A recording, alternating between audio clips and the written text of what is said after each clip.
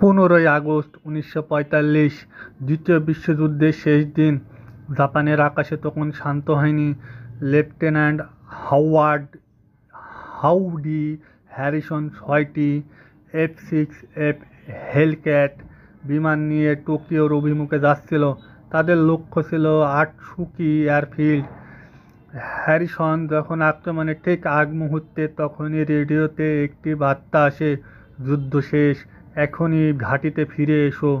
মার্কিন পাইলটরা আনন্দে আত্মহারা হয়ে আকাশে বিমানের মাধ্যমে উল্লাস করতে শুরু করে, কিন্তু তারা জানতেন না পেছনে জাপানি শিকারীরা ওত পেতে আছে।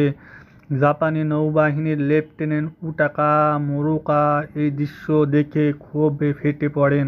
জাপানের আত্মসমর্পণ তার কাছে ছিল চূড়ান্ত অবমাননা। তিনি আদেশ অমান্য করে হ্যারিসনের দলের উপর অতর্কিত হামলার সিদ্ধান্ত নেন। 6টার দিকে শত্রু হ্যারিসন হঠাৎ চিৎকার করে ওঠেন। জাপানিরা 4000 ফুট উপরে থেকে ঝাঁপিয়ে পড়ে। শুরু হয় ইতিহাসের শেষ ডগফাইট। হ্যারিসন এবং তার উইংম্যান বিলি হবস একটি জাপানি জিরো বিমানের সাথে মরণপণ লড়াইয়ে জড়িয়ে পড়ে।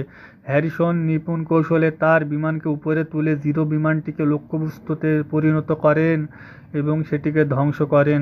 লড়াই ছিল অসম। মার্কিন পাইলট ম্যান্ডারবার্গের বিমানে আগুন ধরে যায়। জোসেফ স্যাটলভ ও গুরুতর আঘাত পান এবং তাকে সমুদ্রের প্যারাশুট নিয়ে নামতে হয়। অন্যদিকে বিলি হবস তার নেতা হ্যারিসনকে বাঁচাতে গিয়ে মোরোকার বুলেটে প্রাণ হারায়।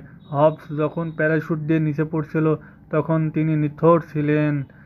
এই যুদ্ধের শেষ পর্যন্ত মাত্র 2 জন মার্কিন পাইলট, প্রক্টর এবং হ্যানসেন, ইউএসএস ইয়র্কটাউনে জীবিত ফিরে আসতে পেরেছিল।